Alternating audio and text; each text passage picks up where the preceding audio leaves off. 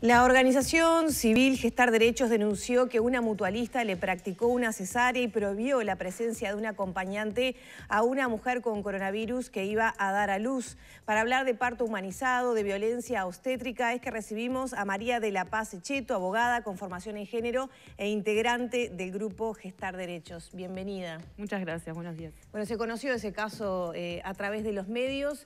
¿Cuál fue la situación para que la gente conozca? Bien, la situación fue una mujer que le dio en sus últimas semanas de embarazo, le dio positivo el test al COVID y le informaron cuando le da positivo, ella estaba ingresando a la semana 40, le informan que tenía que ingresar el día lunes a las 9 de la mañana a realizarse una cesárea.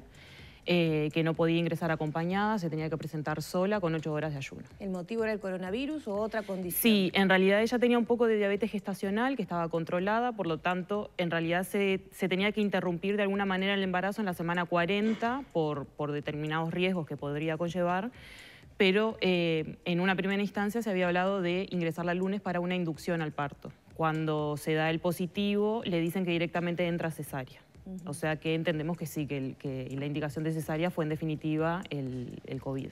¿Nada de eso está permitido en el nuevo contexto de la emergencia sanitaria? No, en realidad no hay evidencia científica que demuestre que hay como un riesgo mayor porque sea un parto normal. Nada indicaría que de rutina se tuvieran que hacer cesáreas porque la mujer sea positiva al COVID. Y mucho menos el hacerla ingresar sola, no permitirle estar acompañada. ¿Hay alguna disposición que impida o limite el acompañamiento de la mujer cuando va a dar a luz? No, ninguna, todo lo contrario. Tenemos una ley que ya la JUNASA se ha expedido respecto de que sigue vigente aún en esta situación. La ley de derecho al acompañamiento en el trabajo de parto y nacimiento, y que sigue vigente aún en pandemia, ya sea parto natural o por cesárea, se tiene que permitir que la mujer esté acompañada. Antes de comenzar la entrevista yo te decía, lo de los acompañantes prácticamente ya está resuelto, ¿no? Te preguntaba, ¿se dan situaciones donde se impida que la mujer haga su trabajo de parto acompañada? Sí, se dan. Bueno, a nosotros nos llegó puntualmente este caso y otro más del interior en donde nos comunicaron que también había ingresado en trabajo de parto, que todavía no tenía el resultado del test, pero preventivamente había ingresado a una sala aislada y ella sola. Y bueno, ahí pudimos hacer unos mínimos movimientos que enseguida le permitieron estar acompañada.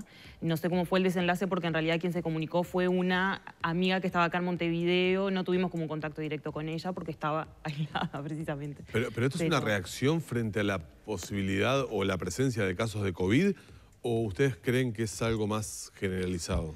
No, yo pienso que ahora se está recrudeciendo, digamos, por esta situación. Sí sabemos que había lugares en los cuales no se permite, digamos, no era algo tan rutinario el permitir el acompañamiento. ¿Antes de la pandemia? Sí, no acá en Montevideo, sino en lugares en el interior. No tenemos casos concretos, ninguna mujer lo denunció, pero como que en realidad pasa lo habitual es, antes de toda esta locura que es el COVID, el coronavirus, sí, lo normal es el acompañamiento. La mujer cuando va a hacer trabajo de parto ingrese a sala o a donde lo haga acompañada por su pareja, por algún familiar. Exacto, sí, sí.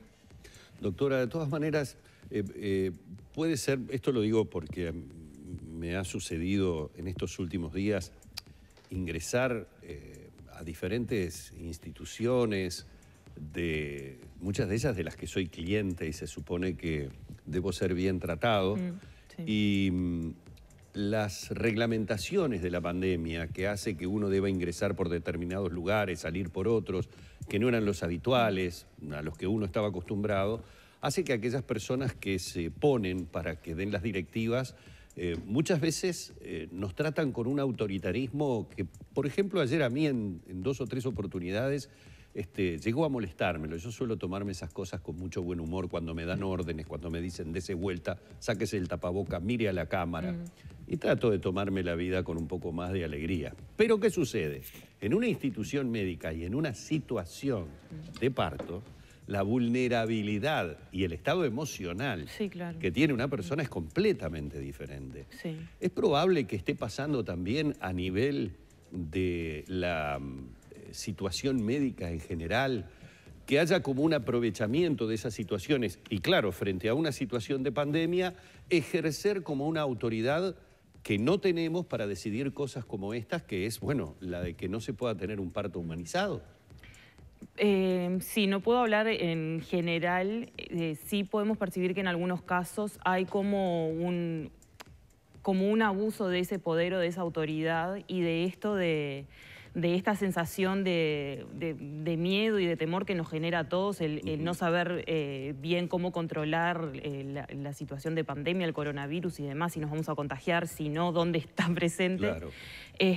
Creemos que sí se ha tratado o sea, como que las mujeres embarazadas terminan siendo el último eslabón que recibe los golpes, digamos, porque se le fueron prohibiendo pila de cosas, o sea, el acompañamiento en ecografías, en controles, se nota, muchas mujeres nos dicen que se nota que el personal está sumamente estresado, está tenso y entonces capaz que no es un maltrato directo, pero que no se toman el tiempo que deberían tomarse para explicarle un resultado de un examen o una ecografía y ellas se sienten, claro, sumamente violentadas por la vulnerabilidad en la que están. A eso iba con la pregunta. Tampoco me dio una explicación que por lo menos pudiera tranquilizar a la paciente en una circunstancia de este tipo. Es decir, simplemente este es el protocolo, por decirlo de alguna manera. Hoy parecería ser que es la palabrita mágica para justificar todo tipo de accionar. Este es el protocolo y tuvo que atenerse a esa situación. Exacto. Esto fue lo que sucedió.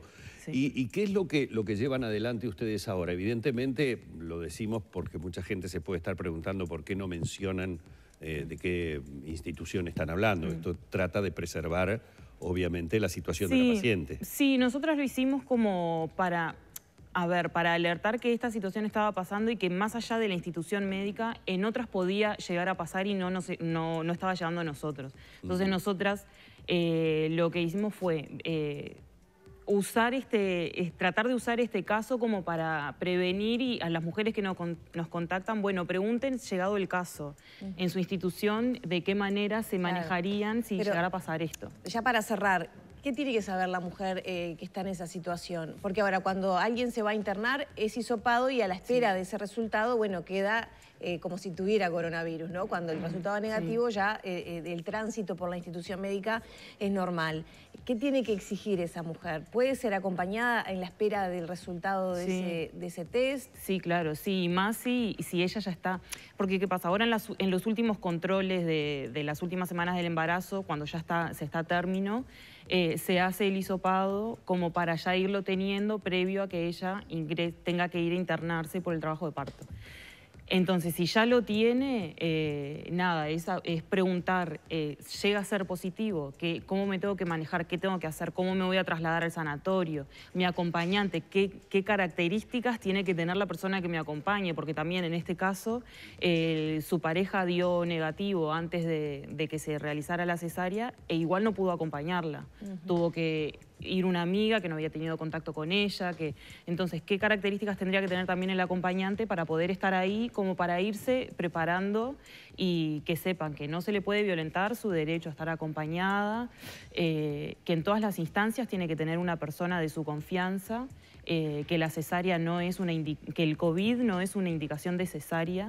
De hecho, las recomendaciones del mundo científico, digamos, a nivel internacional y en Uruguay mismo, establecen que es mucho mejor dejar transitar el trabajo de parto y llegar a un parto natural que una cesárea que expones además a muchísimo más personal, ¿no? Bueno, vamos a agradecerle mucho a la doctora María de la Paz Echeto, una abogada con formación en género, integrante del grupo Gestar Derechos, por estos minutos en la mañana de Arriba Gente. Muy amable, doctora. Nos vamos a la pausa y venimos enseguida para seguir acompañándoles en la mañana del 10.